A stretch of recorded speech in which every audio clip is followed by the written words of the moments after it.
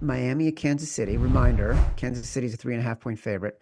Fascinating games. I started to develop an opinion in this game yesterday. Reminder, this game is streaming live only on Peacock, the NBC streaming service. That sucks. Yeah. Lined open at 3. So, by the way, it's the way of the world going forward, Simon. It just is. Gotta live It'll with it. change though. Like they got really lucky with most people my generation don't mind. Most millennials, like apparently 42% of millennials are all sports fans, which is the highest demographic for generations.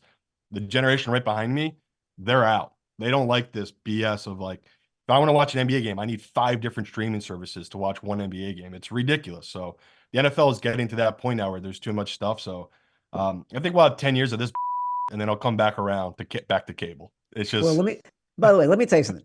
The generation right behind you, despite the fact of your advancing age, the generation behind you is 15 years old.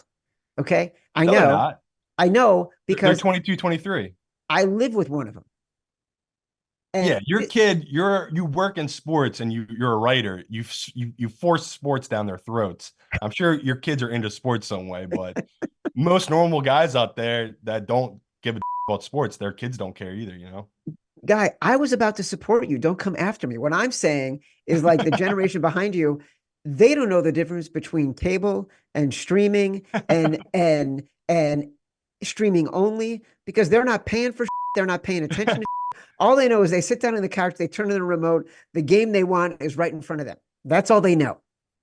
And then they turn their phone on, they don't even watch the And game. then they turn their phone on and they're on their phone the entire game. It's just astonishing. All right, this line opened at 3. I'm moving on from my grumpy old man, get off the grass, yelling. The line opened at 3, moved up to 3.5. I kind of have an opinion on this game, but I want before I even give all my stats, I kind of want to hear what you have to say. I mean, you were supposed to bet the Chiefs when it was 3. That was Yeah. definitely the move. And the weather is the biggest reason. Like, Yes. if this was 35 and sunny, I would love, and Mostert's playing, I would love Miami so much. This Chiefs team, like way too much respect being given to them with this number. Now it's up to 4 for the simple reason that the pros are hitting this because it's supposed to be -1 degrees. And it's Yeah. like Tua, a Hawaiian who played in the South, has never played in a game apparently below 30 degrees. Miami, their long history of this franchise, have always struggled. Doesn't matter if it was the 70s or the 2000s, they've always struggled historically going from Miami to some cold place to play outdoors. The numbers are real. The numbers back it up. So I wanted to take Miami. Like this was such a great spot. Another dog I loved. I mean, +4 now, it's sickening. Like I want to take that so bad, but I can't do it if it's going to be 0 degrees. It's like it's such bad luck for this Miami team. It's just I would be sick if I was a fan of that team. Like you guys had it, you had your own home playoff, you had the 2 seed, and now you got to go to Kansas City in 0 degree weather against Mahomes. It's just such a bad spot. But yeah, it sucks. This number keeps growing. I might eventually have to bet it, but right now, what's my motivation to bet it? There is none. But if you want the Chiefs, Chad just told you it's 3.5 right now. Bet 365. You better go grab it because it's going up to 4, and I know it's going to keep going. I just every pro I talk to, they're just like it's too in the cold. Like, why are you backing them? And I just keep arguing it's that run, the running style of Miami. That's what's been their success this year, right? Like that running style with Mostert. If he's gone, I can't back Miami here. I'll either sit it out or I'll end up taking the Chiefs maybe. So, a couple other things that are on my mind for this game. One of them you mentioned. Look, this team was a record-setting offense throughout the year.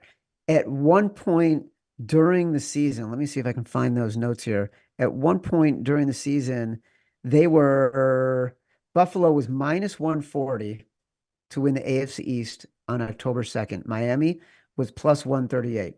On December 1st, Miami was -400. Buffalo was +1,500. And Miami still did not win the AFC East. And that was to me, Yeah. a gut punch of a loss mentally. Now you got to pick yourself up off the mat. You got to go. They dominated that game defensively. Like they Yeah, had Josh Allen have a bad game and they couldn't do a single thing on offense. they couldn't do anything on offense. And now the Dolphins defense, they don't have Chubb. They Nope. don't have Jalen Phillips. Cameron Good, another pass rusher, lost during the Bills game. Howard's banged up. Howard is banged up. They've got Melvin Ingram off the street in December. You look good though, shockingly. Less less than a month with the team, lining up in coverage on rookie tight ends. Yeah. Okay. Scary. It's going to be windy. It's going to be negative temperature. I had to walk my dog in 19 degrees this morning. Mentally, I wasn't there. I forgot the poop bags because I had to put on so many clothes. I walked outside. I'm like, Jesus Christ, I didn't even put them in my pocket. So, like, I don't have to play football, and I'm not from Miami. Like, it's going to be a miserable day. And they just lost a brutal game that they should have won. Yeah. I mean, I don't know what to do. I want to take Miami here, but the play just feels like the Chiefs in the under. Like you just laid it all out. These teams have already faced each other. It's just it's bad.